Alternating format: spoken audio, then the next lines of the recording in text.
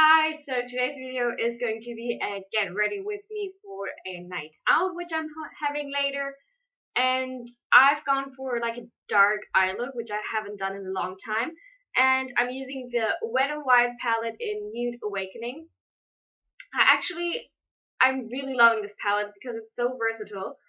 I actually thought I was going to do more like a fall look with the burgundy color that is in here, but I've actually gone more, I don't know, I was drawn more into the dark colors, into the like black. I thought it was a dark blue, but I'm sorry for that.